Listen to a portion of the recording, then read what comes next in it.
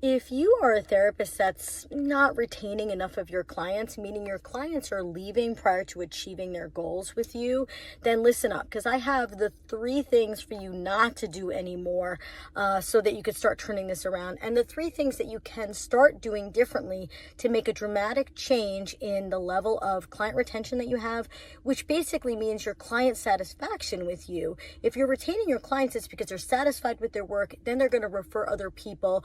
They're getting what they need, which is that they're achieving their goals that they have in therapy with you, and you get to enjoy a stable career as a therapist. So it's a big deal, client retention. So here's the 3 things not to do. 1, do not go into a shame spiral. Do not be thinking, oh, I just must be the worst therapist in the world. I'm horrible.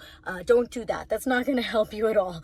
And also, don't blame yourself. The truth is that the mental health fields have really not provided a ton of hands-on experiential training about how to do great clinical work with people.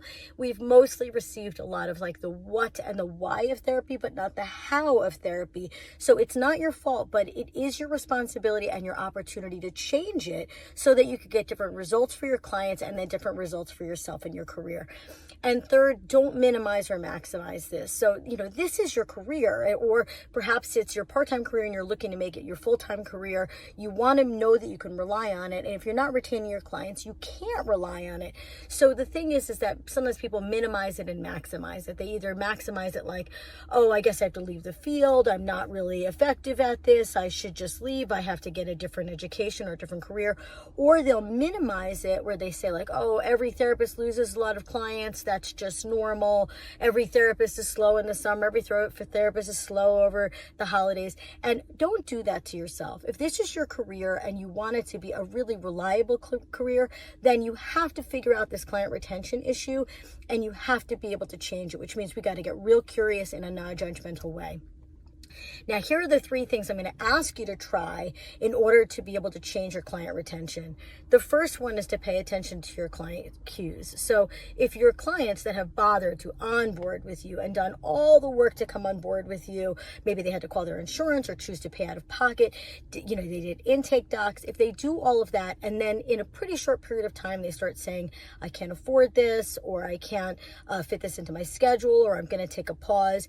It's not that that can't be true occasionally, but if you're hearing that a lot, then you should really get very curious, because those things are client code for I'm not getting the value out of these sessions that I wanted. That's really what clients are saying when they give us those reasons the majority of the time. Okay, so that's the first thing, is like just really recognize that that's client code, and then we have to get real curious about troubleshooting this.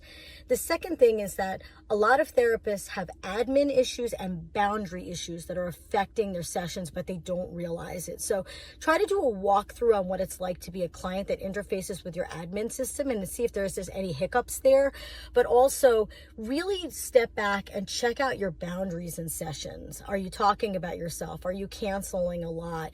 Are you sharing personal stories? Are you doing things that might be interfering with the client's comfort or wanting to continue with you? A lot of therapists have blind spots when it comes to boundary issues, and those are some of the things that we can really discuss in the clinical skills training. And lastly, the thing for you to do, the thing that will dramatically change your client retention, client satisfaction, client referrals, and therefore your career stability, is to increase your clinical skills. Make the sessions more satisfying and goal-oriented, and help the client make more breakthroughs at a faster pace. And what will happen is that will affect your career in a very positive way. So if you're interested, I do therapist skills training with Beth Miller. I know it's